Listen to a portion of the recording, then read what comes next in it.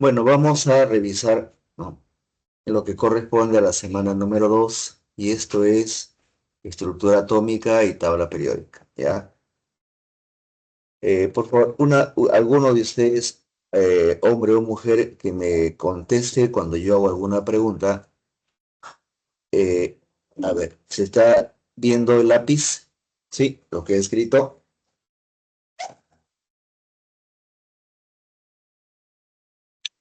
Sí, Ya, muchas gracias, señorita. Muy bien. Hablar de tabla periódica significa, en primer lugar, definir qué es el átomo, ¿no? ¿Y cuáles son las partes del átomo? Bueno, el átomo se define como la partícula más pequeña de un elemento, ¿ya? Esa partícula más pequeña de un elemento tiene una característica: es neutro. ¿Bien? Neutro significa que el número de protones tiene que ser exactamente igual al número de electrones. Ese es un átomo. ¿Listo?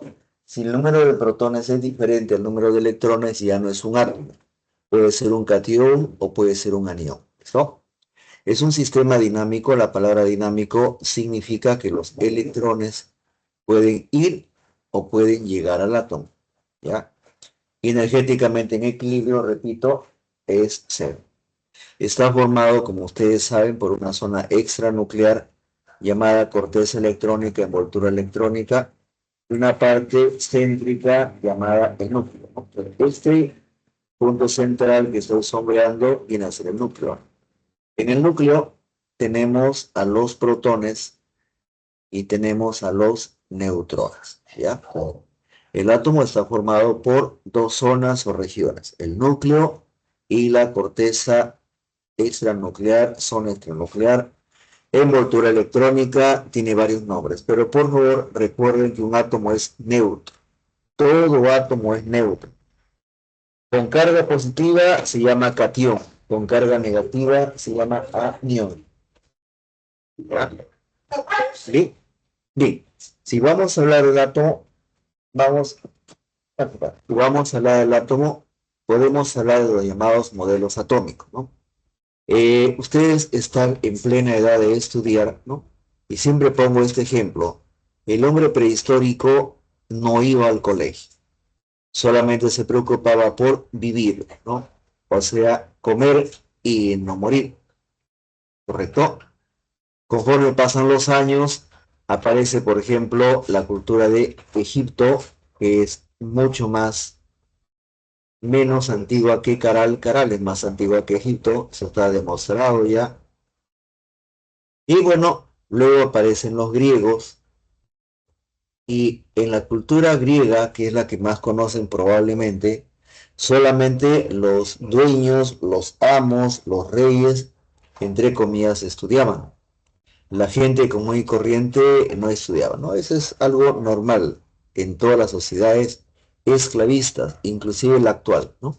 Bueno, cuando uno habla de modelos atómicos, uno recuerda, ya, básicamente el primer modelo atómico se le asigna a John Dalton. A John Dalton se le asigna el primer modelo atómico, pero como digo en mis clases, John Dalton solamente recopiló, ya, la información que sabían los alquimistas, los sacerdotes, los monjes, y él lo que hace con esta recopilación es escribir un libro que luego se denominó química, ¿ya? John Dalton sí lo que hace es crea la palabra átomo, no, no crea, recoge la palabra átomo, pero crea la palabra compuesto, ¿ya? Bien, a él se le asigna la palabra compuesto. Una sustancia está compuesta por átomos diferentes. Esa es una afirmación de John Dalton, ¿ya?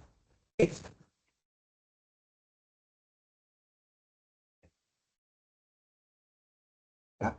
Bien, miren la fecha del modelo de John Dalton: 1808. ¿Listo? 1800. Casi 100 años después aparece J. J. Thomson, ¿no? J. J. Thomson es un científico que mide, así se le recuerda en la historia, mide el cociente carga Q sobre masa M para un electrón. Y con esta medida del cociente carga-masa para un electrón,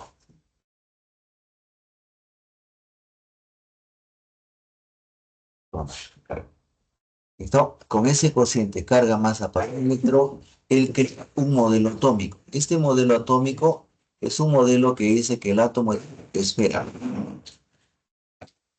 Esa esfera es completamente compacta. ¿Listo? No, ese es el modelo de Gauss. El modelo de Thomson dice que el átomo es una esfera de carga positiva, ya así lo representa, donde los electrones están distribuidos de manera exacta y adecuada. ¿No? Porque para el tiempo en la cual Thomson ya existe, ya se conocían fórmulas químicas, ya se conocía la valencia, ya como concepto, ¿correcto? Sin embargo, los experimentos de los científicos no encajaban completamente. Entonces, es más, para los tiempos en que Thomson existe, ya se sabía de la existencia de la electricidad y de los electrones. Bueno, esto es aproximadamente en 1904. Pasa un lapso de 5 años, ¿ya?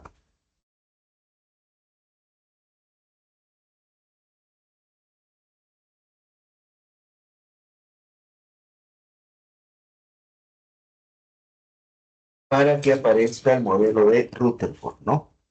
A Rutherford se le recuerda por un experimento muy, muy sencillo, ¿ya? Rutherford logra descubrir el núcleo.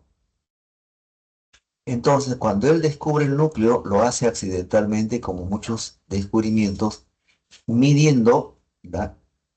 Cómo los rayos alfa eran bombardeados sobre una lámina de metal. El metal era tan delgado y el metal que más se recuerda es el oro. El experimento se denomina el experimento del pan de oro. Dice que el oro del experimento de Rutherford tenía 0,001 milímetros de grosor. 0,01 milímetros, ¿ya? O sea, era oro casi transparente. Y entonces sus estudiantes descubren que los rayos alfa no pasaban en línea recta como esperaban, sino que eran desviados. La desviación solamente pudiera ocurrir si algo existiera en el átomo que desvía a los protones, a los rayos alfa, ¿ya? Y entonces ahí es donde Rutherford, con su genio, deduce la existencia del núcleo. Por eso se le recuerda al señor Rutherford. Ahora, pero el modelo de Rutherford tenía sus fallas, ¿no? Los que han leído un poquito, no sé, algunos de ustedes, deben haber leído que la física clásica observa al modelo de Rutherford, ¿no? Y le dice que, por ejemplo, si el electrón es una partícula que se mueve con velocidad cercana a la luz, debería en algún momento de perder energía y debería de autodestruirse. La materia tiene miles de años y no se autodestruye sola. Por lo tanto, el modelo de Rutherford estaba equivocado en alguna parte, ¿no? Bueno, de ahí sale el modelo de Bohr, que es el que está acá. Lo voy a marcar ahorita. Es el modelo de Bohr. Lo que Bohr hace es crea unos términos. El término que crea Bohr es el término órbita u órbitas estacionarias de energía. ¿Qué dice con esto Bohr? En esta órbita, voy a marcar acá en este puntito rojo, los electrones se van a mover sin perder energía, con una velocidad cercana a la velocidad de la luz, ¿no? Y entonces con eso él logra, entre comillas, salvar el inconveniente que le dieron a su profesor. Sin embargo, en las fechas en que eh, Thomson, Rutherford y Bohr vivieron, 1900 y tanto, ¿ya? Simple y llanamente ya se conocía que cuando uno le calentaba un elemento, el elemento brillaba. A veces arrojaba luces de colores. Entonces, lo que hace Bohr con su genio científico es mide la energía que hace que salte. ¿Ya? Entonces, cuando un electrón gana energía, absorbe energía, el electrón salta a una órbita superior. A eso se llama actualmente energía de absorción. Y luego, cuando ese electrón cae, luego de un momento, cae, emite esa energía. A esto le llaman energía de emisión. Pero en ese tiempo, ya, Bohr habla de espectros. Ustedes saben que un espectro es un fantasma, ¿no? Solamente que acá habla de líneas espectrales, ¿ya? Y esas líneas espectrales a la fecha identifican a todo elemento. El hidrógeno tiene un espectro, el oxígeno tiene un espectro diferente al hidrógeno, el nitrógeno, el oro, el uranio, cada átomo tiene su propio espectro, tanto de absorción como de emisión. Pero los dos espectros son complementarios. Uno es el complemento del otro. ¿Ya? Bien, el átomo de Bohr se recuerda y se caracteriza porque es válido al 100%, ojo, pero para el átomo de hidrógeno. Algunos de ustedes que estudien ingeniería química o química de repente, él o ella va a estudiar dentro de la universidad, sí, el modelo de Bohr con la rigurosidad matemática que le corresponde, ¿ya? Y van a ver que el modelo de Bohr han pasado más de 120 años y sigue siendo exacto para el átomo de hidrógeno, más no para los dos otros átomos, ya son más de 100 átomos o 100 elementos, ¿ya? Bien, de 1913, acá hay un error, en 1911, uno les pone en 1913, ¿ya? A 1926 hay un enorme vacío de conocimiento científico, ¿no? Pero en 1926 aparece Erwin Schrödinger, el que está acá, con su función de onda, ¿ya? Erwin Schrödinger era un físico matemático y él logra resolver el problema que los otros físicos y matemáticos de su tiempo no habían podido resolver. Él dice, el átomo contiene, el átomo contiene, ¿ya? Electrones, y eso codificar gracias a tres números cuánticos, ¿correcto? El número cuántico principal, el número cuántico secundario y el número cuántico magnético, ¿ya? Eso es lo que él nos deja como herencia científica, ¿no? Entonces, pero los números cuánticos como tales no tienen mayor importancia, a menos que el número cuántico o esto se eleve al cuadrado, ¿ya? Cuando la función de onda se eleva al cuadrado, aparece la palabra orbital. El orbital se define como la región en el espacio atómico donde existe la posibilidad o la mayor posibilidad de encontrar un electrón. ¿Listo? Entonces, retiro lo que está en la diapositiva antes de cambiarlo. Los hombres primitivos no se preocupaban por estudiar porque ellos se preocupaban solamente por vivir. Cuando aparecen las sociedades esclavistas, el amo es dueño de la vida del esclavo y lo hace trabajar, etcétera, etcétera, etcétera. Solamente los hijos de los amos estudiaban. Esa sociedad en Europa y en África se ha legado aún a la fecha. A la fecha la gente quiere estar sentada, que le atiendan, que le hagan las cosas, ¿no? No quiere hacer absolutamente nada. Pero bueno, algunos, así como ustedes, y muchos otros jóvenes que quieren progresar tienen la oportunidad de estudiar y se espera que lo hagan. En el año 1800, Dalton aparece recopilando el modelo griego, hablando de átomo y de compuesto. 100 años después aparece Thomson, mide la relación carga-masa del electrón y crea su modelo del budín de pasas, pastel de pasas, ¿no? Aproximadamente 10 años después, Rutherford crea el modelo, ¿ya? Donde el núcleo está al centro del átomo y los electrones están fuera del núcleo, ¿ya? Entonces, se llama el modelo uno le llaman sistema planetario, en fin, etcétera, pero en realidad esos solamente son intentos de enseñanza, más no es la realidad. En el átomo de Rutherford, el núcleo está al centro y los electrones están fuera del núcleo. Él habla de electrones extranucleares. Su modelo estaba mal, por lo tanto es reemplazado por el modelo de Bohr, y Bohr habla de dos cositas principales: las órbitas estacionarias de energía, y Larvin habla de los espectros de absorción y emisión.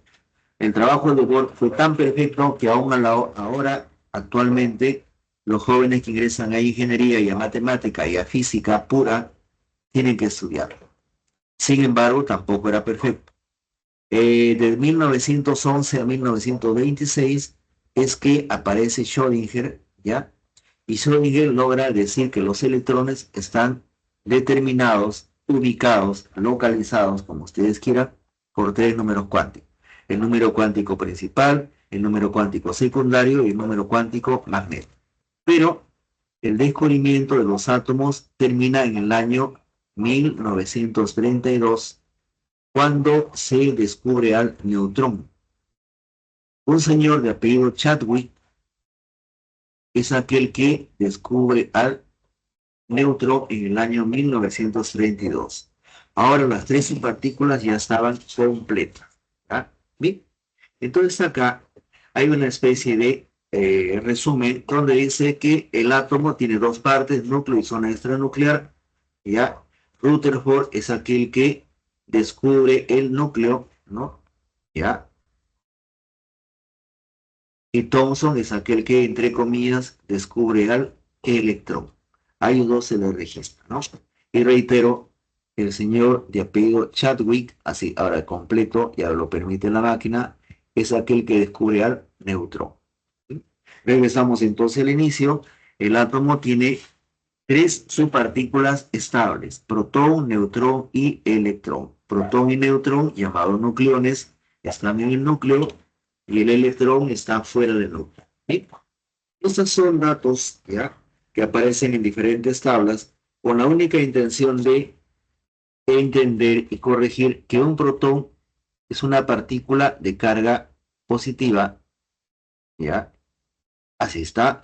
El neutrón no tiene carga y el electrón tiene carga negativa. Los otros datos son datos completamente técnicos, eso es cierto, pero que no son evaluables en el examen de San Marcos. Eso sí, hay que tener una pequeña idea de esto. ¿Dónde está el protón? En el núcleo. Neutrón en el núcleo. Electrón, zona extranuclear o fuera del núcleo, y sus descubridores en cada caso, ¿no? Pues, me disculpan, acá hay unas reverendas fallas, ¿ya? ¿Listo? ¿Sí? Continúo. Muy bien. Entonces, para escribir, ¿no? Escribir es igual que denotar. Ya, en matemática ustedes hablan de denotación. Algunos le ponen solamente notación, ¿no? Entonces, cuando uno habla de notación, denotación o escribir, intenta decir cómo debo yo de colocar un átomo, un núcleo, ¿no? Un símbolo. Entonces debe de llevar A, que es el número de masa, y Z, que es el número atómico. Pero ojo acá, Z identifica al electrón, al elemento. ¿Listo? Él identifica al elemento. ¿Qué significa esto? Que Z no cambia, ¿correcto? ¿Pueden cambiar el número de electrones? Sí. ¿Pueden cambiar el número de neutrones? Sí. Pero el valor Z no cambia. Por eso que ustedes, todos, a los que quieran continuar estudios de universidad o superiores, tienen que aprender la tabla periódica. ¿Bien? A es el número de masa y es la suma de protones más neutrones. Acá está. Z es protones, N está acá, neutrones. Esto es A. ¿Listo? Es algo que tienen que fijar completamente. ¿Ya? Y acá viene Z, ¿no? Z es el número de protones y, reitero, Z es aquel que identifica a un elemento. El carbono tiene 6 protones. El oxígeno tiene 8 protones. El plomo tiene 82 protones. Esto es algo que ustedes tienen que aprender gradualmente. Mientras más rápidamente lo aprendan, más corto va a ser su distancia a la universidad. ¿Ya? Por lo menos en las preguntas de química. ¿Bien? ¿Ya? Cuando el átomo es neutro, y eso es lo que indica acá, ¿listo? Todo átomo es neutro, ¿ya? El número de protones es igual que el número de electrones, ¿correcto? Ahora, ¿qué son los isótopos? Los isótopos son átomos del mismo elemento, pero con diferente número de masa. Ah, aquí está colocado el isótopo más sencillo, el isótopo de hidrógeno. El símbolo de hidrógeno es H. Listo. Acá está y acá está. ¿Cómo identifico hidrógeno? Porque tiene un protón. Z se escribe abajo a la izquierda. 1, 1. Pero A se va a escribir permanentemente arriba y también a la izquierda. Este es 1, este es 2 y este es 3. El elemento hidrógeno tiene 3 isótopos, ¿no? A él se le llama protio, así le hemos llamado nosotros los humanos. Él se llama deuterio y aquel recibe el nombre de tritio, ¿no? Protio, por si acaso, significa el primero, ¿ya? Entonces, si yo al valor de A le resto el valor Z, lo que voy a encontrar es la cantidad de neutrones, ¿sí? Y eso es lo que se hace acá. ¿Cuántos neutrones tiene protio? 0. ¿Cuántos neutrones tiene deuterio? 1. ¿Cuántos neutrones tiene tritio? 2. Entonces, ¿qué son los isótopos? Son átomos del mismo elemento hidrógeno, en este caso, con diferente número de masa, 1, 2 o 3, o diferente número de neutrones. ¿Correcto? Y eso es lo que aparece acá. ¿Ven? Hasta acá. ¿Ya? Pueden ver protio 1, 1, deuterio 2, 1, tritio 3, 1. ¿Correcto? ¿Sí? Ahora, eh, veamos acá, ¿ya? Una característica que tienen que recordar es que la masa del neutrón es mayor que la masa del protón. Y la masa del protón es más de 1000 veces mayor que la masa del electrón. Esto, esto tiene mucha importancia debido a que los protones son identidad. ¿Qué significa esto? Que ningún elemento puede cambiar o variar su número de protones. Pero los electrones, como dije hace rato, se pueden ir o los electrones pueden llegar. ¿Listo? Veamos acá. El sodio es un elemento que tiene 11 protones. El sodio es un metal y eso es lo que ustedes tienen que recordar. Los metales van a perder electrones. En el caso del sodio, él va a perder un electrón y se va a convertir en sodio, pero acá ahora adquiere la carga más 1. Si tiene la carga más 1, se le llama catión. ¿Listo? El flúor es otro elemento que se identifica por Z, que es 9, pero el flúor es un no metal. Los no metales tienen un comportamiento opuesto a los metales. Ellos ganan electrones. ¿Listo? Entonces el flúor más por menos se va a cargar menos 1 y el 9 no va a cambiar. Este que tiene carga negativa se va a llamar anión. ¿Listo? Entonces, 1. El átomo es neutro porque la cantidad de protones es igual que la cantidad de electrones. Pero un catión es una partícula de carga positiva, ¿ya? Un anión es una partícula, ojo, ¿listo? No me vengan con el cuento de algunos colegas, profesores. ¿Es el átomo positivo o el átomo negativo? No, ya no es. La palabra átomo significa neutro, ¿correcto? Yo no puedo decir átomo positivo o átomo negativo, ¿ya? Su nombre propio es catión y es anión. Ahora, y esto va a lo siguiente. Yo debo describir, de preferencia, sugiero que escriban así, que un átomo tiene 11 protones y 11 electrones. En ese instante es neutro. En el caso del flúor, tiene 9 protones y tiene 9 electrones. Es neutro. Pero ¿qué pasó acá? El fluoruro sigue teniendo los 9 protones, pero ahora tiene 10 electrones. ¿Y qué le pasó al sodio? Pues tengo que jalarlo para acá, ¿ya? El sodio acá tiene 11 protones, pero ahora tiene 10 electrones. Muy bien. ¿Y esto qué tiene que ver? Tiene que ver con algo que se llama radio atómico, ¿ya? He cambiado el color de el lapicero. Si este es el tamaño o volumen del átomo de sodio, cuando el átomo de sodio se convierte en cation sodio, se achica. Claro, achica es término común y corriente, ¿no? Entonces se habla de se contrae, que es un término más técnico. El átomo del metal tiene mayor tamaño, mayor radio que su cation, ¿ya? En el caso del flúor, si este es el tamaño del átomo, ¿listo? Cuando el flúor se convierte en fluoruro, entonces se agranda, ¿no? Pero yo no puedo hablar en lenguaje técnico de que se agranda, hablo de se expande, ¿ya? Entonces, lamentablemente el lenguaje técnico influye muchísimo, ¿ya? Entonces, yo digo la siguiente afirmación. El átomo del no metal flúor tiene menor radio o tamaño que el ion fluoruro o que el anión fluoruro, ¿ya? A eso se llama radio atómico versus radio iónico. El metal tiene mayor radio que su cation. El no metal tiene menor radio que su anión. Hasta ahí, ¿todo claro? Por favor, señorita, contésteme.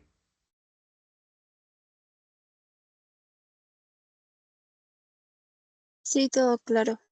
Muchas gracias. Ya. Bien, de acá yo demora como 3 segundos. ¿Ah? Listo. Voy a avanzar esto. Si quieren hacer la captura de pantalla, tienen 3 segundos. ¿Ya? 1, 2, 3.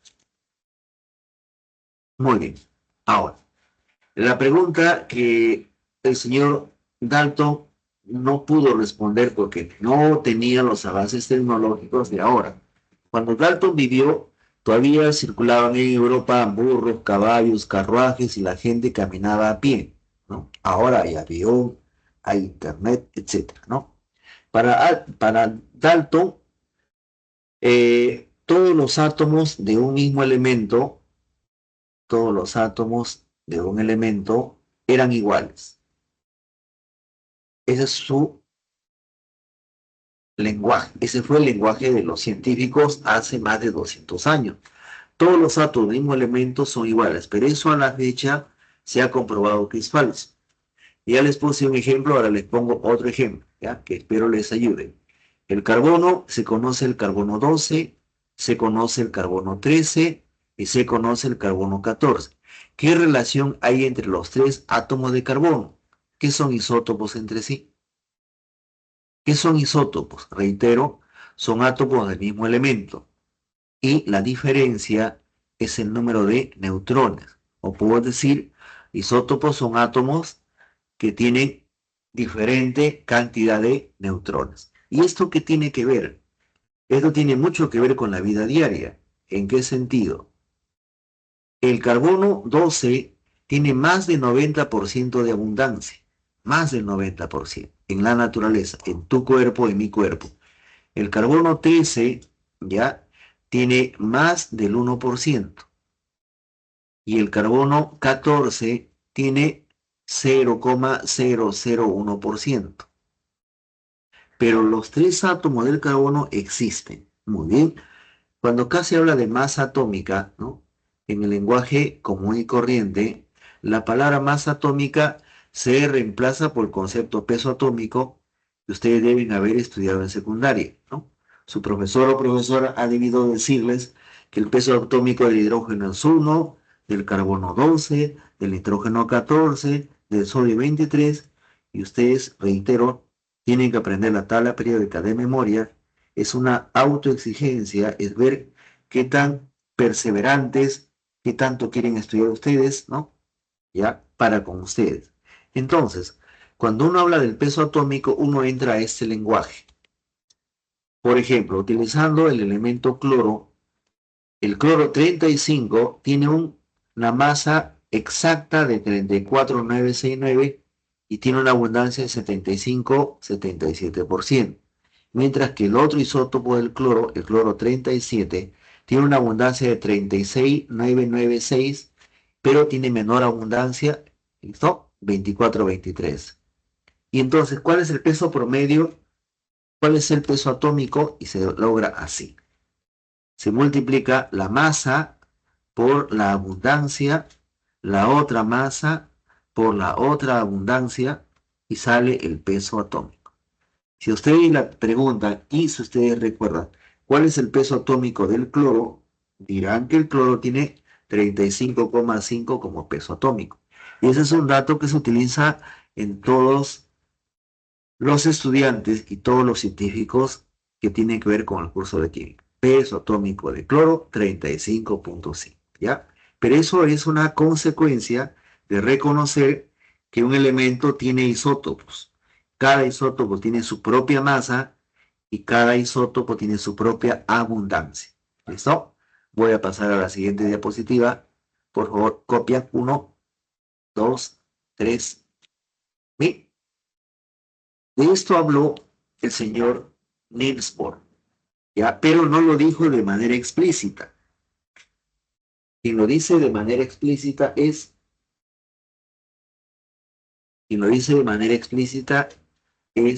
el señor Schrödinger, ¿no?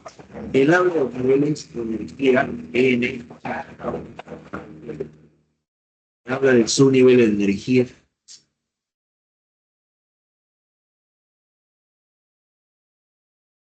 y viene a los orbitales número cuántico magnético, ¿ya? Entonces, ¿dónde están los electrones? En la zona extranuclear, en la corteza electrónica, en la envoltura electrónica. ¿Y cómo lo encuentro? ¿No? Esto es como darle la dirección de un elemento, más que de un elemento, del electrón de un elemento. ¿Correcto? ¿Ya? Entonces, ustedes, si quieren saber cuál es el código del electrón de un elemento, en ese caso van a usar números cuánticos.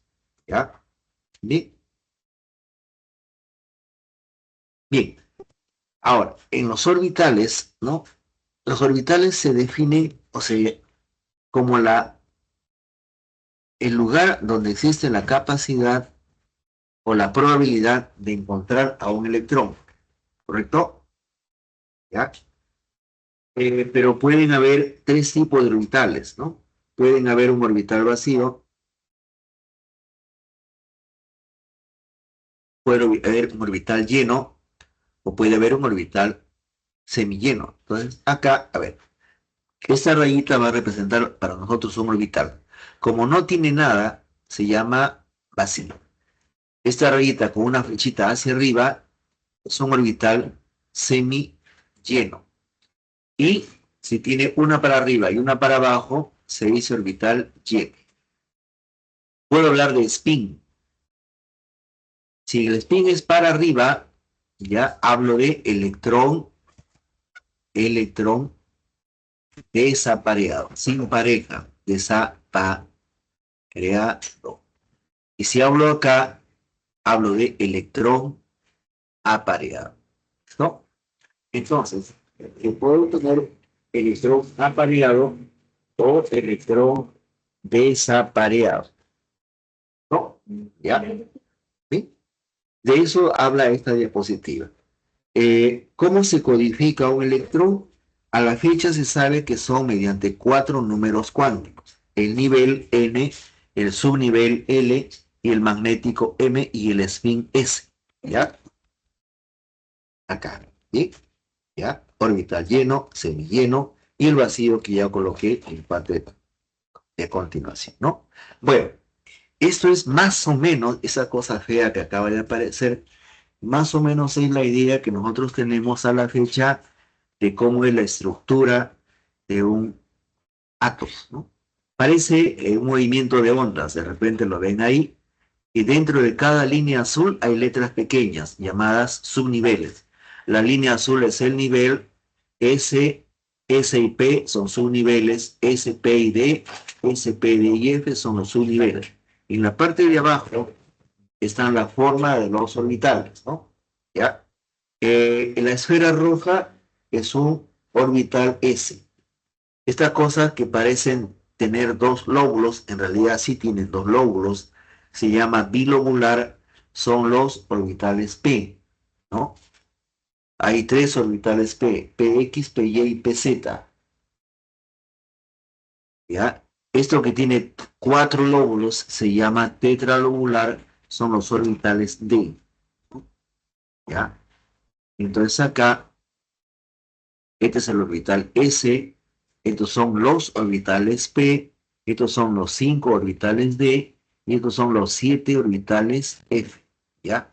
Pero un orbital solamente puede tener un máximo de dos electrones, no puede tener más, máximo dos electrones, ¿listo? ¿Bien?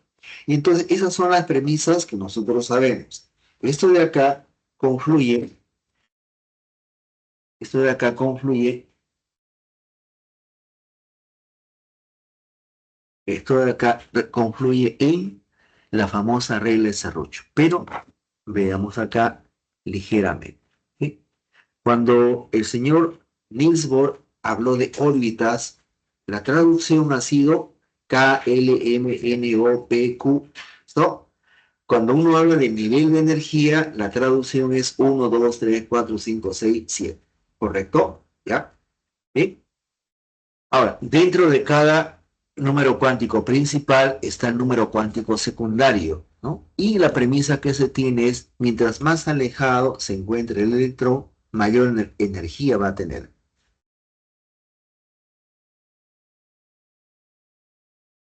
¿Sí? Ahora, antiguamente nos enseñaban cuál es el número máximo de electrones de un nivel y se utilizaba esta forma, 2n al cuadrado. Por ejemplo, si fuera n fuera 1 al cuadrado, sigue siendo 1, pero por 2 son 2 electrones. Si fuera 3, sería 3 al cuadrado es 9, ¿correcto? Por 2 sería 18 electrones, ¿ya? Yo aprendí con esa fórmula hace muchos años, ¿ya? ¿Sí? Pero el número de orbitales solamente es n al cuadrado. ¿Por qué? Porque el orbital puede contener dos electrones, ¿ya? Por eso solamente se multiplica. Y entre comillas nos enseñaban hace mucho tiempo como fórmulas, fórmulas y fórmulas. Y la química es una sola cosa muy, muy sencilla, como trataré de mostrarles, ¿ya? Bien, esto de acá habla de lo que acabo de aparecer, habla de subnivel S, subnivel P, subnivel D y subnivel F. Subnivel. ¿Por qué? ¿Por qué aseguro que es un subnivel? Porque acá tiene dos electrones, acá ya tiene seis, entre tres para tres orbitales. Él tiene 10, significan 5 orbitales, y acá F tiene 14, significa 7 orbitales. ¿Ya? Y ahí está. Eso está en idioma inglés, y ustedes saben que los ingleses dominan el mundo, ¿no? ¿Ya? Dominan a la fuerza al mundo, con la guerra al mundo, pero bueno, así está momentáneamente, ¿no? Sin embargo, acá viene lo interesante, ¿ya? ¿Qué cosa es lo interesante? Lo interesante es que existe una relación entre la letra y el número. S o char vale 1, P o principal vale, F vale 2 y F vale 3, ¿no? S 0, P 1, D 2, entonces mejor le pongo acá porque creo que estoy confundiendo en el lenguaje, ¿no? Listo, ¿ya? Pero esto hasta acá solamente son subniveles L, ¿correcto? ¿Ya? ¿Sí? Continuamos. Dentro de los subniveles están los orbitales. REMPE significa región en el espacio donde existe la mayor probabilidad de encontrar un electrón. Y miren que el subnivel S tiene un orbital solamente, el que está acá. A ver, voy a tratar de marcarlo, este de acá. El subnivel P tiene 3 orbitales. El subnivel D tiene 5 orbitales. Y luego le voy a poner, aunque creo que acá aparece, me voy a adelantar, no importa. Y el subnivel F tiene los 7 orbitales que le iba diciendo hace rato. ¿Bien? Listo para ver los efectos de la animación. El orbital S se llama 0, el orbital P se llama -1, 0 y +1. El orbital D se llama -2, -1, 0, +1 y +2. El orbital F, mejor dicho, los orbitales F se llaman -3, -2, -1, 0, +1, +2 y +3. ¿Ya? Entonces, esa es la correlación. Gracias.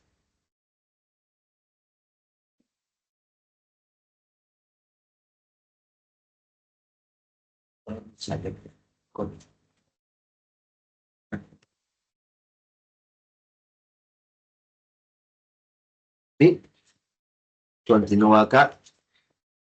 Esto es una animación para ver si están apareados o desapareados. ¿Ya? Y acá solamente el recordatorio de la forma que tienen cada uno. ¿Ya? ¿Sí? ¿Hay alguna consulta, pregunta o algo por el estilo? Entonces, ¿cuántos son los números cuánticos del modelo de Schrödinger? Salen 3.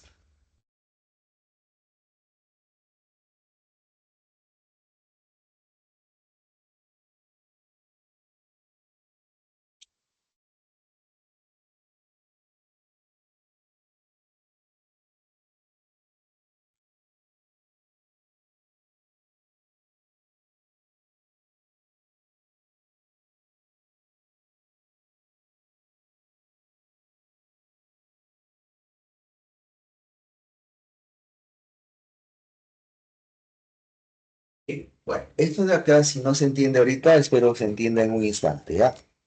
Ahí está la forma de los orbitales. Ha sido pregunta de algunas prácticas o exámenes, ¿ya?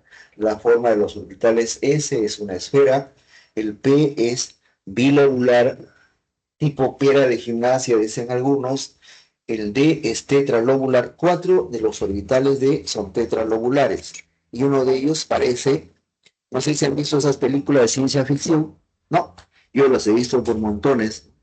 Muchas cosas tienen cosas muy bonitas de química, de física, etcétera. Pero este de acá, miren, parece un sistema de la Guerra de la Galaxia. No sé si vieron la Guerra de la Galaxia, ¿ya? Pero aquí está. ¿Bien? Y están los nombres. Y el F, ¿no? Son octalobulares o complejos, tal cual dice su nombre ahí, ¿ya? ¿Sí? Esto lo pasamos. El número cuántico magnético se define como valores negativos de L hasta valores positivos de L.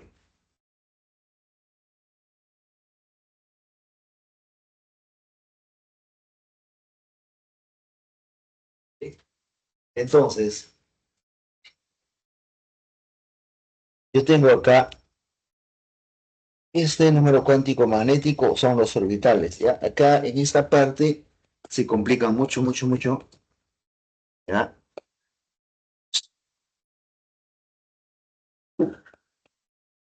Y el número cuántico magnético, no, el número cuántico spin es el giro del electrón, y el electrón puede tener un giro horario o puede tener un giro angular.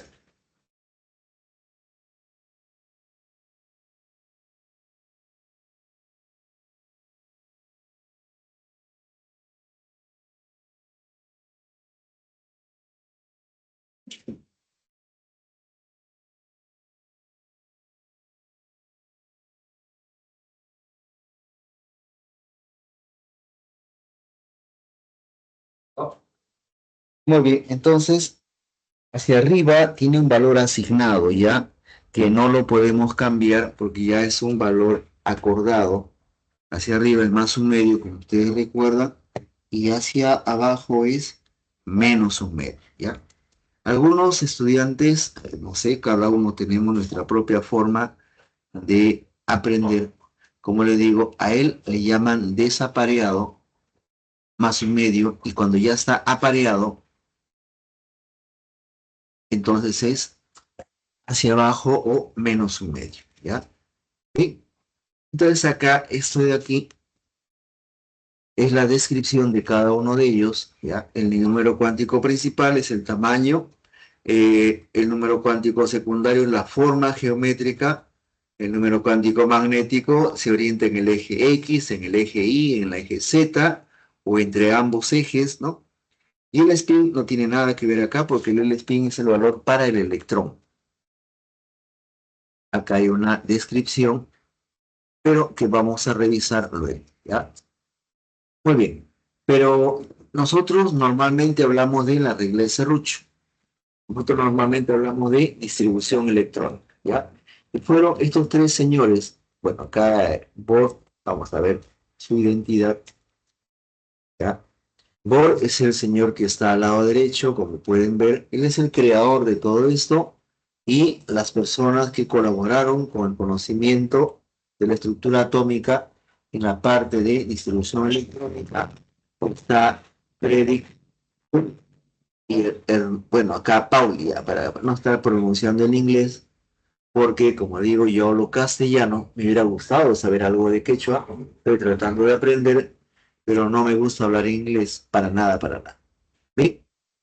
El principio de exclusión o principio de Pauli, el principio de máxima multiplicidad o regla de Hund, y el principio de construcción o eh, la creación de la materia dada por Bohr, ¿ya? Muy bien, esta es la regla de Serrucho, probablemente ustedes lo conozcan. Empieza con 1S, 2S, 2P, 3S, 3P, 4S, 3D. ¿Qué significa esto?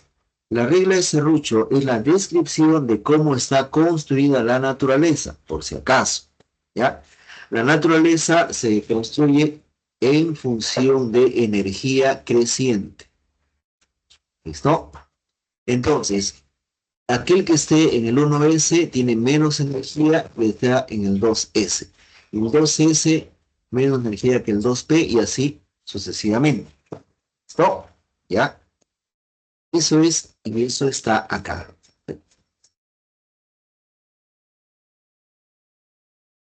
Ya bueno, ya. Cuando uno hace el llenado de electrones, tiene que usar el llamado principio de exclusión de Pauli. El principio de exclusión de Pauli dice lo siguiente, ya, dos electrones no pueden tener sus cuatro números cuánticos iguales, ¿ya? Números cuánticos iguales. Ese es el principio de Pauli de exclusión, por eso se llama, la palabra exclusión dice bien claro, no pueden tener, ¿ya? Los cuatro números cuánticos igual, ¿correcto? ¿Ya? O sea, esto de acá es correcto, más un medio menos un medio. Esto de acá es incorrecto porque ambos son más un medio. Esto de acá sigue siendo incorrecto porque ambos son menos un medio. Ya, ya.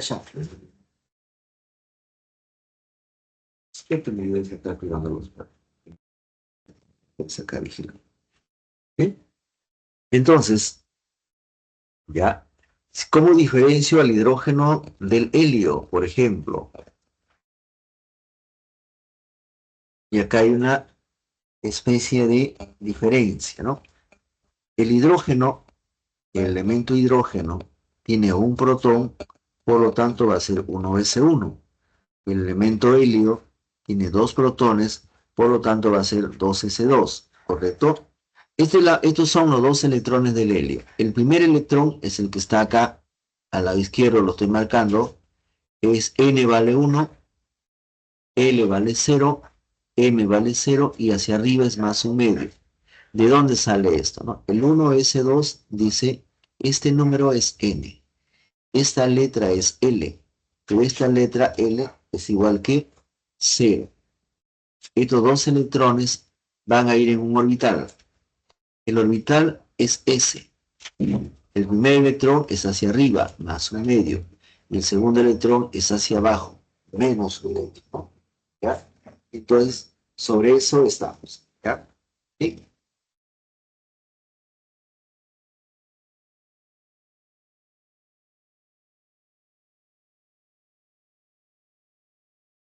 ¿No? No sé si, ojalá que me esté dejando entender. ¿Ya? Y continuamos. Acá, el principio de máxima multiplicidad habla de, dice acá, la palabra máxima multiplicidad, ¿cómo se debe interpretar? Mayor número de electrones desapareados, ¿ya?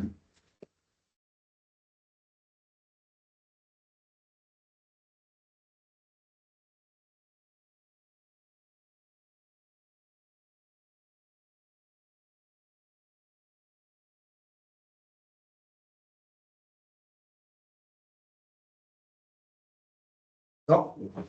Entonces, ¿cuándo es más estable?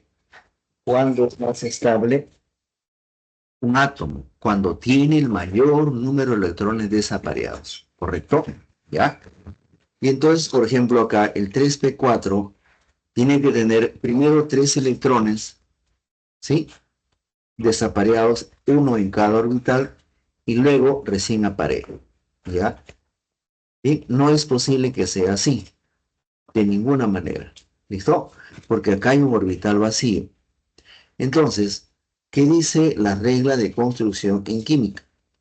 Si tiene 3 orbitales es P, P es 1.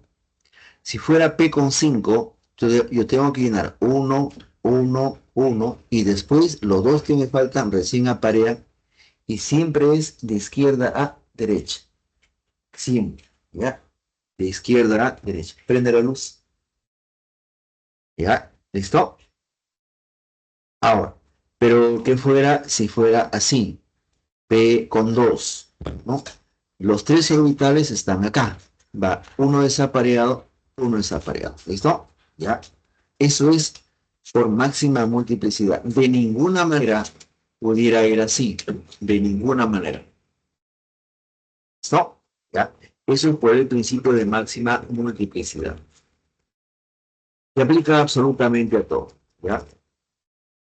Muy bien. La distribución electrónica es esto. ¿Sí? ¿Qué dice esto? El 1S se llena primero, el 2S luego, 2P, 3S, 3P, 4S, 3D, 4, y así sucesivamente. Pero vean acá que hay una separación, ¿no? Esa separación corresponde a los periodos. Periodos. Entonces, el primer periodo se llena acá, el segundo periodo se llena aquí, el tercer periodo se llena hasta acá, el cuarto periodo se llena hasta aquí y así sucesivamente. Pero una cosa son periodos llenos y otra cosa son niveles llenos, ¿ya? Niveles llenos. Cuando la pregunta es ¿cuántos niveles llenos tiene el átomo? Y es una pregunta que a veces confunde a los estudiantes. El nivel lleno se logra solamente cuando es 1s2, 2p6, 3d10 y 4f14. O sea, aquí estaría lleno, aquí estaría lleno, aquí estaría lleno y donde está F14, acá está lleno. ¿Ya? Cuando hay electrones en esos puntos, ahí se habla de periodos llenos.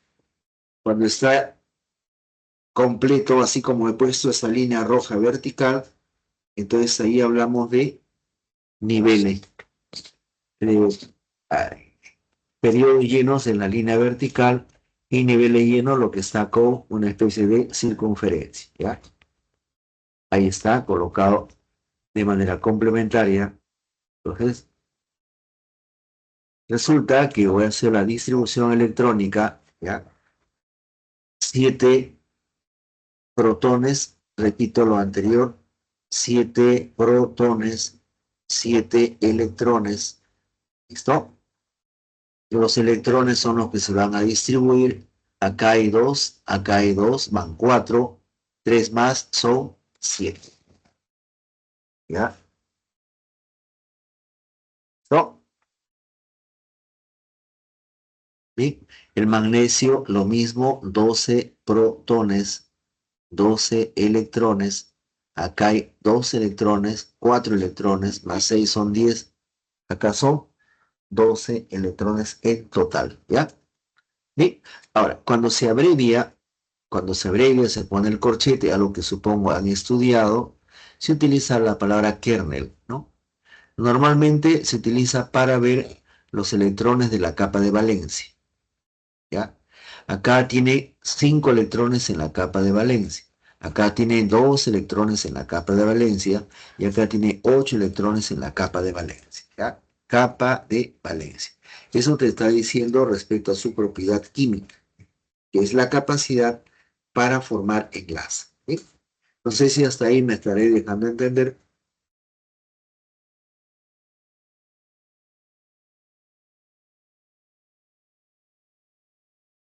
Bueno, continúo, no hubo la respuesta de su compañera. Energía relativa de un electrón. Bueno, esta es una formalidad, ¿ya? Si a mí me dicen 1s, 2s, 2p y 3s, yo sé que está correctamente llenado, entonces 1s tiene menos energía que el 2s, 2s menos que el 2p, 2p menos que el 3s. El que está a la izquierda tiene menor energía que aquel que está a la derecha, ¿ya? ¿No? Bien. El que está a la izquierda, y eso es absolutamente en todo, ¿ah? Eso que le suman n más l, n más l, por ejemplo, en el 2s con el 2p es 2s vale 0, p vale 1, entonces acá el resultado es 2 y acá el resultado es 3, eso también es correcto, pero es mejor, según yo, saber distribución electrónica, ¿ya? Con la distribución electrónica, ¿ya para qué sumas? Si ya sabes quién está a la izquierda, quién está a la derecha, ¿sí?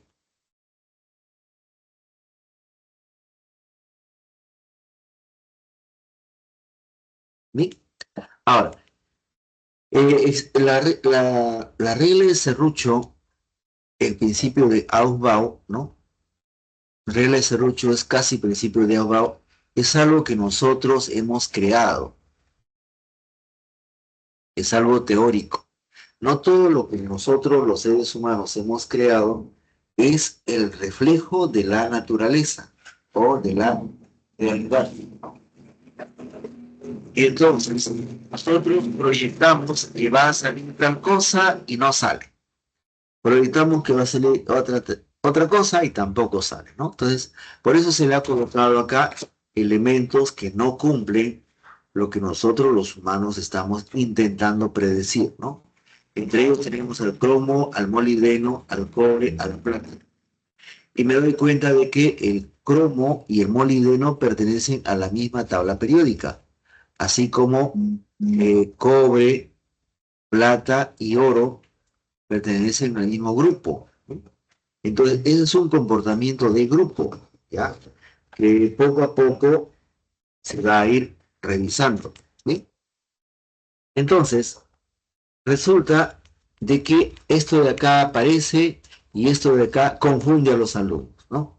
Entonces preguntan, ¿el cromo cómo es? ¿4s2, 3d4 o es 4s1, 3d5? La segunda es lo correcto. El cobre cómo es. La teoría dice que es 4s2, 3d9, está abajo. Pero la naturaleza corrige, ¿no? Es 4s1, 3d10. ¿Y esto por qué razón pasa, no? Y esto pasa por la siguiente razón. Cuando uno habla de cromo, habla de núcleo de argón 4s2, 3d4. Pero el 4s2, 3d4 tiene esta distribución de electrones. S2 acá, D4, 1, 2, 3, 4. Al haber un orbital vacío, ¿ya? Entonces el mismo elemento, el cromo, entre comillas, se autorregula, ¿ya? Entonces, esa partecita es poco creíble. ¿Qué significa esto? Que este electrón se viene para acá. Y entonces yo voy a leer ahora, ya que este ya no está, 4s1, 3d5. Y es lo real. En el caso del cobre también. El cobre es núcleo de argón, ¿sí? 4s2, 3d9. Esto es lo que la teoría predice, pero la naturaleza nos vuelve a corregir a nosotros. 4s2 que sería así. 3 del 9, 1, 2, 3, 4, 5, 6, 7, 8, 9. Y me está quedando uno vacío. Entonces reitero, la naturaleza es independiente a nosotros los seres humanos. ¿Qué es lo que hace la naturaleza? Solito se autorregula energéticamente hablando y este pasa acá y este desaparece. Entonces, ¿cuál es lo real para el cobre? 4s1, 3d10. ¿Ya? Por esta razón, algunos profesores le llaman anti-serrucho, otros le llaman excepciones a la regla de serrucho y todo ese tipo de cosas, ¿no? Pero en realidad, este reacomodo de electrones solamente corresponde al principio de máxima multiplicidad, ¿ya? ¿Correcto? Al principio de máxima multiplicidad, ¿sí?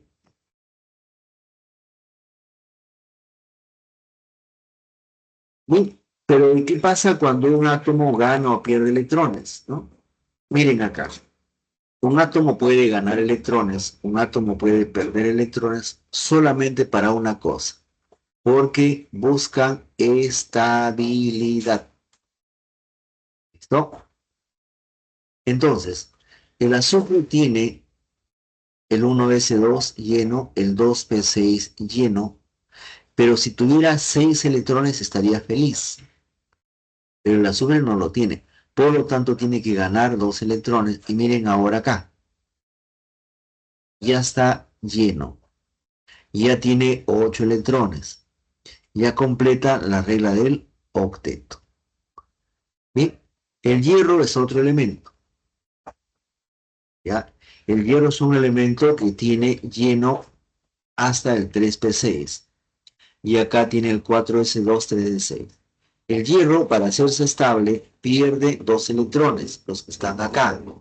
Los 4s son los más externos y siempre se van a perder. Son los primeros que se van a perder, el 4s. ¿Ya? Y entonces miren cómo queda. Al perder 2 electrones, queda como 3d6. Pero pierde un electrón más y se queda como 3d5. ¿Qué ventajas tiene él? Ahora miren acá. Cuando el hierro llega a hierro más 3, en ese instante tiene 5 electrones desapareados. Y tener 5 electrones desapareados es ser completamente estable. ¿Ya? Completamente estable. ¿Sí? Bien. Sin embargo, existen elementos que pueden ganar o perder electrones. ¿Listo?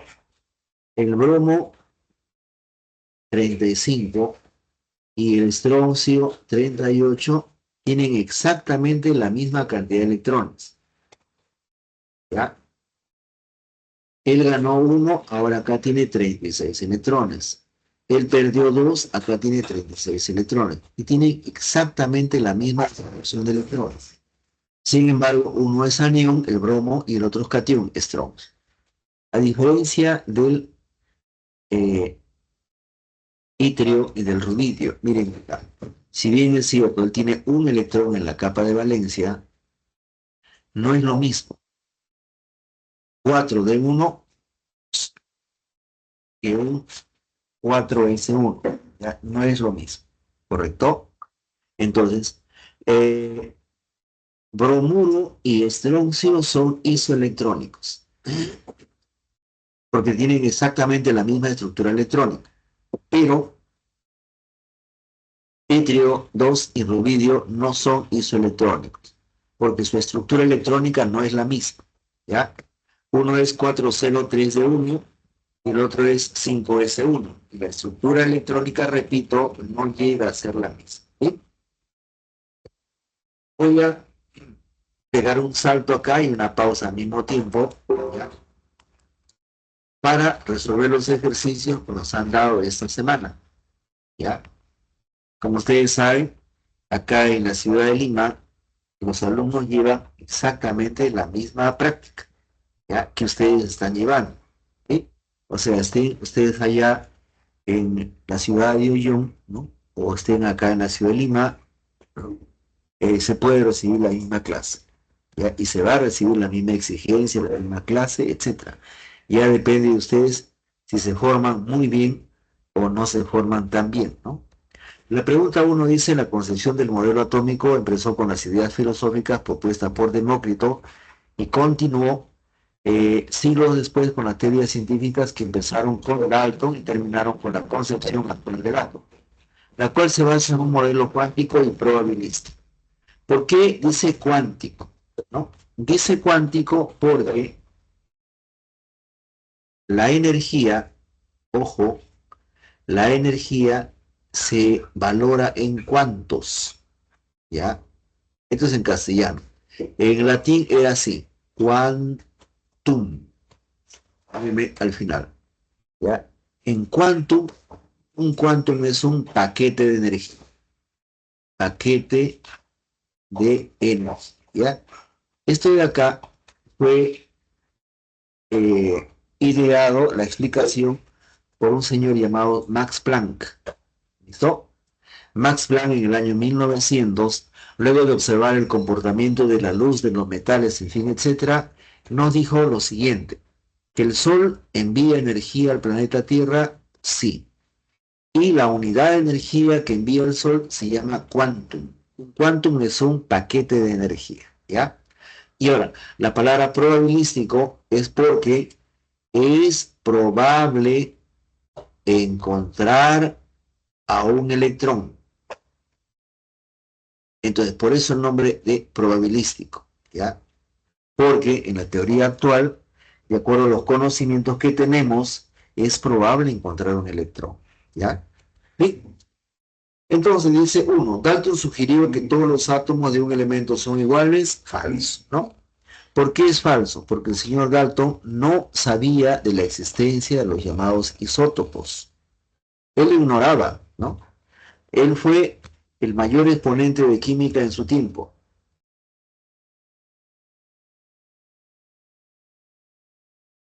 La pregunta 2 dice, Thomson propuso el sistema del modelo planetario del átomo, eso también es falso.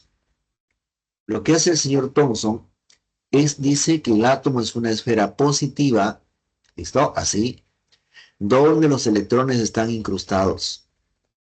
¿Sí? Este modelo le han llamado budín de pasas, ¿no?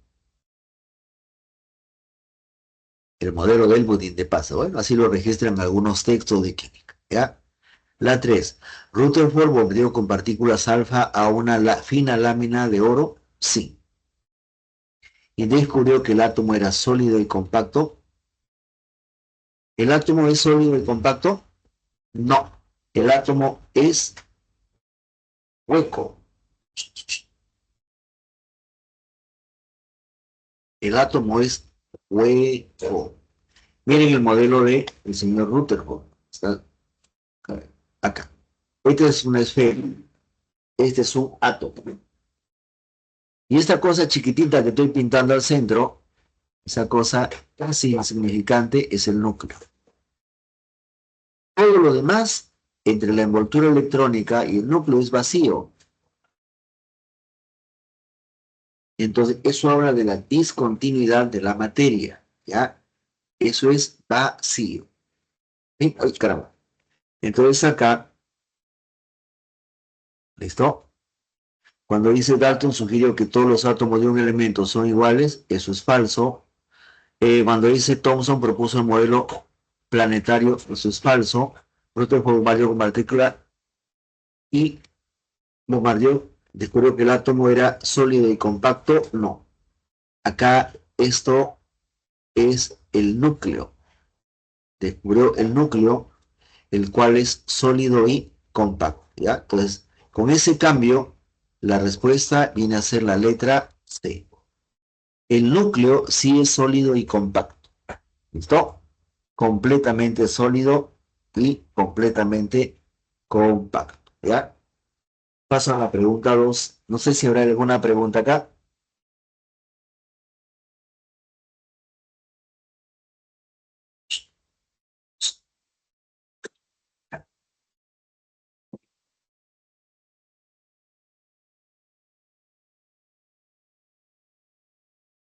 La pregunta 2 dice, en la concepción actual del átomo ya no se describen trayectorias para los electrones en la zona extranuclear. No. Como lo dije hace rato, el átomo es probabilístico, ¿ya? Entonces se habla de, existe la probabilidad de encontrar un electrón. ¿Puedes?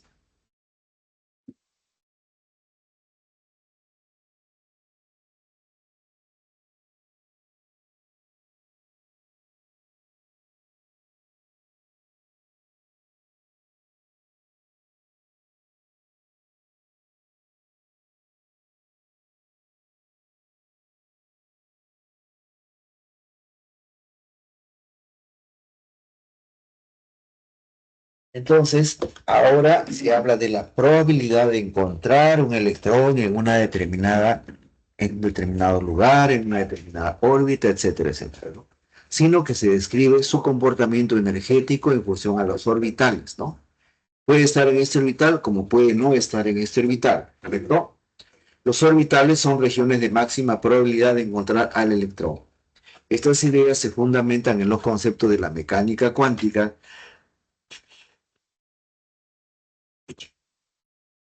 La mecánica cuántica es lo que ideó el señor Schrödinger, ¿ya? ¿Listo? Y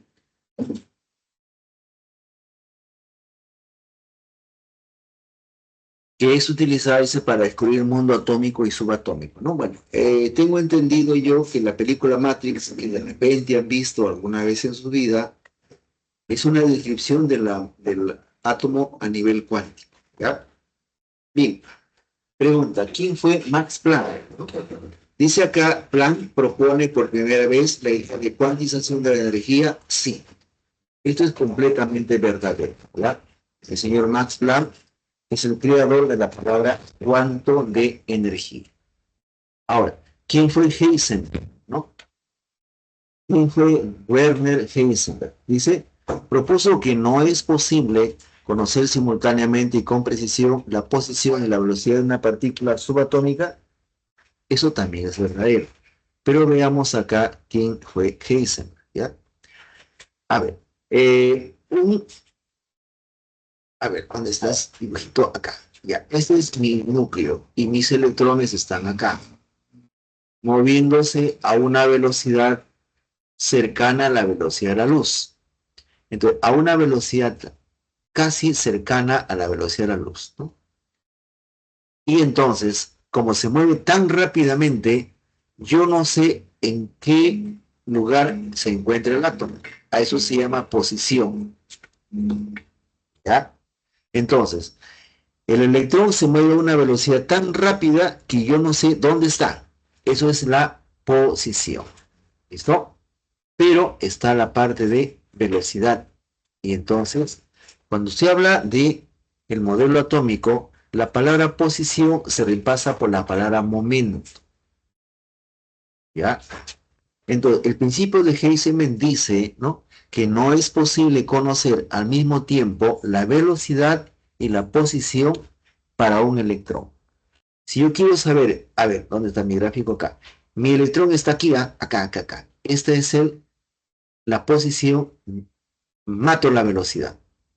Pero si yo quiero decir a qué velocidad se está moviendo el electrón, entonces yo no puedo decir cuál es su momento o cuál es su posición, ¿ya? Eso es lo que dijo el señor Heisenberg y con eso se iluminó el cerebro de un montón de físicos, ¿ya? Finalmente acá está de Broglie, ¿no? ¿Ya? Dice Broglie enunció la ecuación de onda cuyas soluciones permiten describir a los orbitales falso. Esto es falso. ¿Listo? ¿Sí? Entonces, acá la respuesta es la letra B. ¿No? Al principio de Heisenberg se le conoce como el principio de incertidumbre de Heisenberg. La incertidumbre porque no se puede saber la velocidad y el momento de un electrón. ¿Ya? A ver, avanza la pregunta 3. Dice los números cuánticos son fundamentales en química para, para predecir la configuración electrónica de los átomos y explicar sus propiedades periódicas, ¿no? ¿Ya? ¿Bien?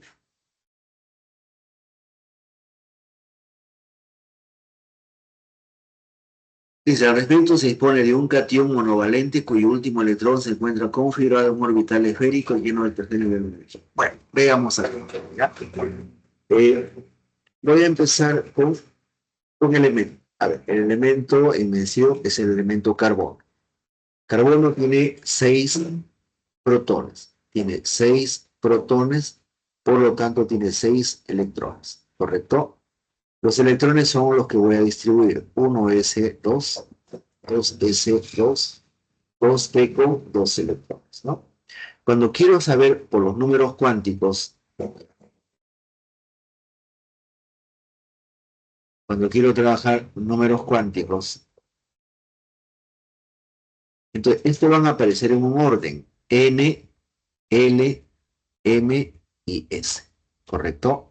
Y voy a traer acá al 2p con 2. Esto es porque es el último. El último que se escribe, ¿ya? N vale 2. N es 2. P es L. Entonces, P vale 1. Eso es algo que les dije hace rato, aunque no enfaticé.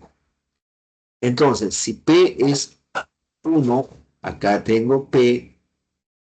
P tiene 3 orbitales llamados -1, 0 y +1. Pero este P tiene 2 electrones. 2 electrones. El primer electrón va a la izquierda, el segundo electrón a su ladito, el último electrón cayó acá, entonces ¿dónde cayó? Es 0. ¿Cómo cayó? Es el spin, hacia arriba, más un medio. ¿Listo? Y eso es válido absolutamente para todos los elementos, para toda la distribución electrónica. ¿Ya? Por ejemplo, el elemento magnesio tiene Z2, o sea, tiene 12 protones y tiene 12 electrones. El magnesio es 1s2, 2s2, 2p6, 3s2. Voy a copiar al 3s2. Siendo S, tiene solamente S de nombre 0 y tiene 2 electrones hacia arriba y hacia abajo.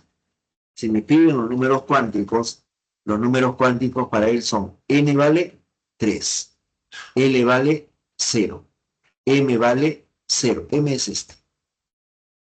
Y el último electrón cayó hacia abajo, vale decir -1/2, ¿ya? Entonces, con esto a la mano, vamos a ver lo que dice acá. Dice cation. Cuando dice la palabra cation,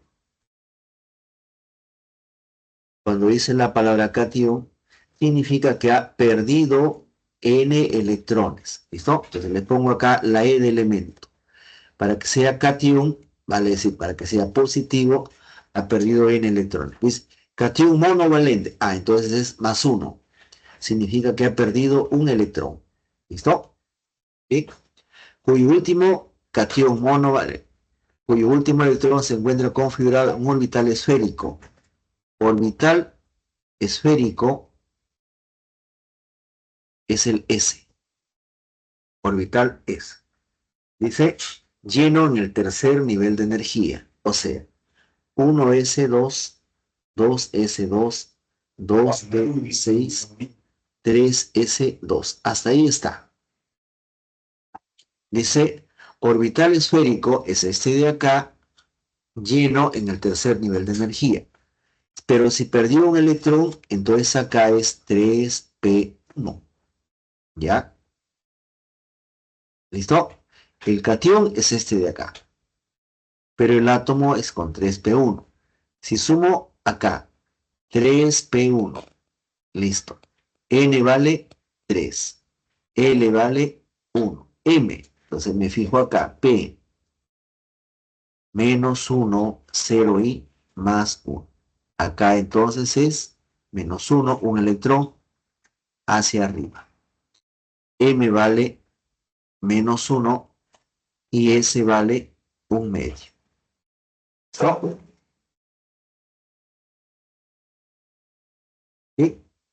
Ion monovalente cuyo último electrón se encuentra configurado en un orbital esférico del tercer nivel de energía. Determine la suma de sus números cuánticos del último. Ah, dice del anión divalente. Entonces, ya no es cation. Pasó acá. ¿Listo? El 3p1, para que sea anión divalente, ha tenido que ganar 2 electrones. Entonces se queda acá como 3p con 3. Vuelvo a copiar acá entonces 3p con 3. N vale 3. L vale 0. M vale más 1.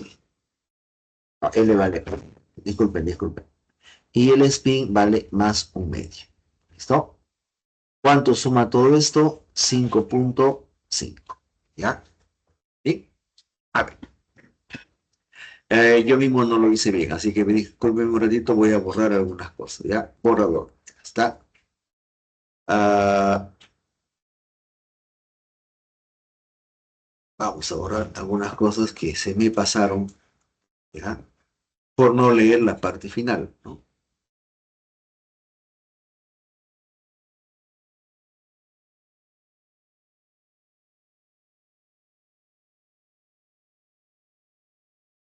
Muy bien, entonces veamos acá.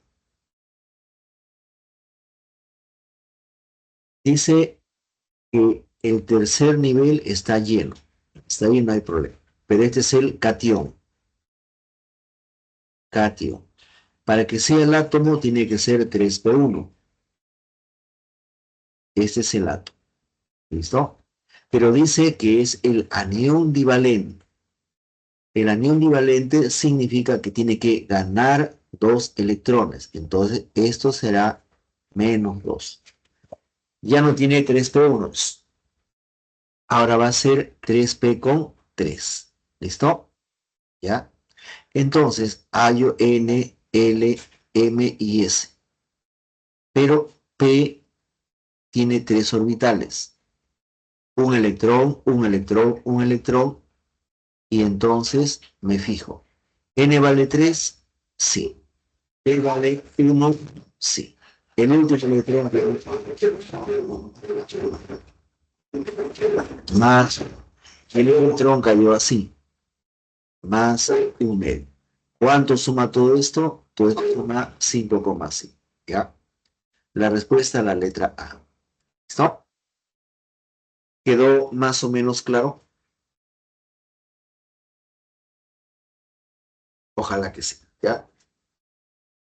Y paso a la pregunta 4. Los isótopos son usados en diversos campos tecnológicos como el tratamiento contra el cáncer, la detección de enfermedades, la adaptación de fósiles, etc. Las especies calcio y argón son considerados isótopos falsos. ¿Por qué? Para que sean isótopos, tienen que tener el mismo número de protones. ¿Listo? El mismo número de protones. ¿Ya? Y acá calcio es 20, mientras argón es 18. No pueden ser isótopos. Bien. El carbono 13 es un isótopo del carbono con aplicaciones de datación falso. El de datación es el carbono 14. El uranio 235 y el plutonio 239 fueron los isótopos más utilizados en las bombas atómicas. Esto es verdadero, ¿ya?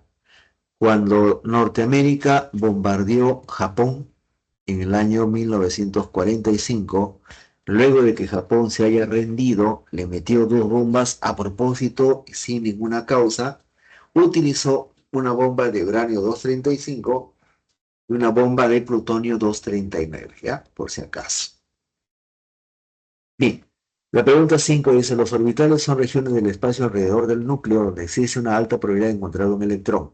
¿Listo? 1. ¿Los orbitales 2s y 2p tienen el mismo tamaño? No. ¿Listo? El 2s es esférico, el 3s también es esférico, pero más grande. Entonces, dice, el mismo tamaño, falso. ¿Ya? Los tres orbitales que conforman el 3p son tetralobulares, falso. El orbital p es bilobular, parece esto. Puedo colocarlo así. Puedo colocarle así. ¿Ya? Pero es bilobular. El orbital 4s posee una geometría esférica. Sí, esto es verdadero. ¿Ya? Entonces, nuevamente, falso, falso, verdadero es la clave. ¿Listo? ¿Ya? ¿Ves? La tabla periódica, bueno, a ver, voy a regresar a tabla periódica, ¿no? Ya lo está ganando la clase, pero ahora, pero no importa, ya. La próxima semana espero que ya esté todo listo. Cambié de máquina y bueno, reitero, en mi caso, yo machuco una foto y estaba faltando 2 minutos para la hora y caballero, ¿ya? Muy bien. La tabla periódica tiene 7 periodos y 18 grupos. El grupo A y el grupo B, como ustedes saben, ¿no? ¿Ya? En el grupo A están los subniveles S y P, y en el bloque D están los llamados elementos de transición, bloque D, y el bloque F, transición interna. ¿Sí? Esta es la tabla periódica, ¿no? Con grupos 1, 2, 2A, 3A, 4A, 7A, pero también están los del grupo B, que están acá.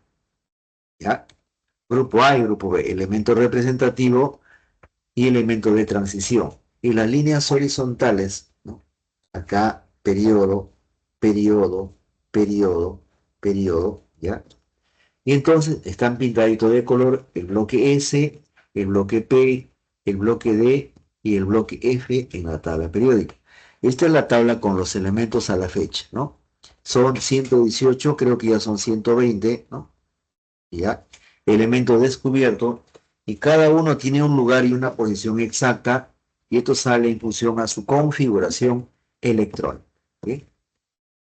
En la tabla periódica y en la naturaleza abundan los metales. Pocos son los metaloides, pocos son los no metales, y también están ahí los gases nobles. ¿Ya? Los nombres son metales alcalino, alcalino terrio, terrio boroide, metales de transición interna. En el grupo 1 el hidrógeno no pertenece. En el grupo 13 el boro es un metaloide, ¿ya? En los no metales, el grupo de carbonoides, grupo 14, grupo 4, que está acá, ¿ya? El estaño y el plomo son metales. En el grupo 5 nitrogenados o nitrogenoides, pero el bismuto es metal. En el grupo 6, acá está 4, 5 y 6, los anfígenos o calcógenos, excepto el polonio, que es un metal, ¿no? Luego están los halógenos no metales y los gases nobles no metales. Ojo acá con no metaloides, ¿no? Normalmente no los preguntamos, normalmente, para nada, para nada. Nos centramos en metales y no metales, ¿ya? ¿Sí? Entonces, yo tengo acá elementos del grupo A. ¿Cómo son? Su configuración electrónica general: 1A NS1, 2A NS2, van sumando 3 electrones, 4 electrones, 5 electrones, 6 electrones, y va pasando acá, al romano, 7 electrones, 8 electrones. ¿Listo? Eso es para el grupo A o elemento representativo. Para el grupo B o elemento de transición, siempre se da el N-1, ¿no? Entonces acá. N es el número cuántico principal, S2, y N-1 es el segundo número 4. O sea, yo voy a tener acá el ejemplo clásico: 4S2, 3D3, por ejemplo. N vale 4, sí, N-1 vale 3. Y están todos los grupos, ¿no? Absolutamente todos los grupos. Entonces acá yo puedo encontrar periodo y grupo al cual pertenece un elemento. Si Z vale 3, entonces son 3 protones, 3 electrones. Acá 2 más 1 es 3. ¿Listo? Si Z vale 8, son 8 electrones. 2, 4, 8. Y entonces lo que voy a tener acá, 2p4, 2s2, sumo los electrones, me da 6, 6a. Sumo los electrones, me dan 1, 1 va. ¿Ya? ¿Sí? Entonces los electrones que están luego de llenar el periodo, ¿listo? Eso es el grupo A o B, ¿no? Pero si fuera el grupo D, entonces tengo que localizar al 3p6. Sumo ahora 2 más 1, 3 electrones. 3 electrones ahora es 3, pero B. ¿Por qué? Porque estás usando orbitales D. ¿Listo? ¿Sí? Y así sucesivamente, ¿ya? La próxima semana sí prometo no fallar, ¿no? Esta vez 15 minutos tarde, por eso me va a faltar tiempo. Acá está la excepción que le dije hace rato respecto al cromo y acá está respecto al cobre, ¿no? Como son ejemplos típicos, yo lo voy a volver a hacer próxima semana, ¿ya? Ahora solamente los voy a pasar, ¿sí? Entonces acá está la real. 4s1, 3d5, 4s1, 3d10, ¿ya? Y se ubican ¿dónde? En la tabla periódica, por favor. Cada elemento tiene una posición. Por eso que yo les pido que se aprendan la tabla periódica. Esto es escante, esto es cromo, esto es hierro, este es cobre, él es el oxígeno, él es el litio. Cada uno tiene su posición exacta y correcta, ¿ah? La notación Lewis me dice la cantidad de electrones de la capa de valencia. Miren acá, si esto de aquí termina acá, él tiene solamente un electrón y acá muestra un electrón. Si acá el magnesio localizo esto, dos electrones, entonces acá el magnesio me muestra esos dos electrones, ¿ya? La notación Lewis no es más que la tabla periódica para todos los elementos. ¿Listo? Entonces fíjense acá, acá termina, sumo 2 más 5, 7 electrones, y acá 2, 4, 6, 7 electrones, ¿ya? Bien, voy a dejar las propiedades periódicas, ¿sí? Lo vamos a ver poquito a poquito a lo largo de las siguientes clases, ¿ya? Voy a entrar a la práctica y pasamos a la pregunta 6. Dice, la tabla periódica actual organiza los elementos por número atómico, periodo, etc. Se denominan elementos representativos aquellas cuya configuración electrónica termina en D, falso. Tiene que terminar en los representativos son el bloque A. Y el bloque A agarra electrones S o electrones P, NS, NP. Los nitrogenados son el grupo 5 verdadero, porque poseen 5 electrones de valencia verdadero, ¿ya? Los halógenos poseen 7 electrones de valencia verdadero y se ubican a la derecha de la tabla periódica verdadero. ¿Listo? Ya, falso, verdadero, verdadero. La letra E es la respuesta acá, ¿ya? Bien. Esta pregunta es una pregunta ligeramente complicada respecto al radio atómico, ¿no? Ya le dije, si este es un metal y este es su tamaño, el catión de ese metal es más chiquito, ¿ya? ¿Listo? Si este es un no metal y este es su tamaño, el anión, ojo, solamente grábenlo así, es más grande. ¿Listo? Entonces, el anión es una partícula de carga negativa. El catión es una partícula de carga positiva, ¿ya? Entonces dice acá, la disminución del radio cuando pasa del grupo 1 al grupo 2 es mayor cuando pasa del grupo 5 al grupo 6, grupo 1 acá, grupo 2 acá, grupo 1 acá, grupo 2 acá, grupo 1 acá, grupo 2 acá, grupo 5 al grupo 6, este pedacito. Está hablando de este pedacito. Y eso es verdadero. En todo periodo el elemento alcalino terrio es el más grande, falso. El alcalino terrio no es el más grande. El más grande es el terrio en un periodo, ¿ya? O sea, hablamos de litio, berilio, boro, carbono, nitrógeno, oxígeno, flúor y neón. ¿Listo? Y entonces están hablando de acá, del berilio, grupo 2. ¿Cuál es el más grande? El litio es más grande, ¿ya? En los periodos 2 al 5 los elementos halógenos son los más pequeños, sí, ¿ya? Entonces, esto sí es verdadero. Esto de acá es falso. Verdadero, falso, verdadero, la letra B es la respuesta, ¿ya? Entonces, reitero, por favor, todo esto de acá tiene como secreto aprenderse la tabla periódica. Y en ese caso, ¿no? Que han dado una pregunta sumamente exagerada, regáleme un minuto más, Dice, la segunda energía de ionización siempre es mayor que la primera, verdadero. Hay un aumento muy significativo en la energía de ionización cuando una especie pierde un electrón más que su número de electrones de valencia, recontra verdadero. Hay un aumento terrible de energía. Se requiere menos energía quitarle 3 electrones a magnesio que los 5 electrones al fósforo. Bueno, a ver,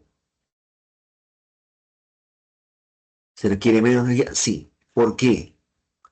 Porque el magnesio es metal y el fósforo es no metal. Los metales pierden fácilmente electrones, ¿ya? Los no metales no pierden electrones, ¿sí? Bueno, estas son las claves de los ejercicios propuestos, ¿ya? Según la material que me han enviado. ¿No? Por favor, anótenlo. Creo que no hay pregunta 5. ¿Ya? Bueno, me disculpa nuevamente, es una semana que no sale como yo quisiera, ¿ya? Pero en la próxima semana se salga todo muy bien. ¿Sí? ¿Ya?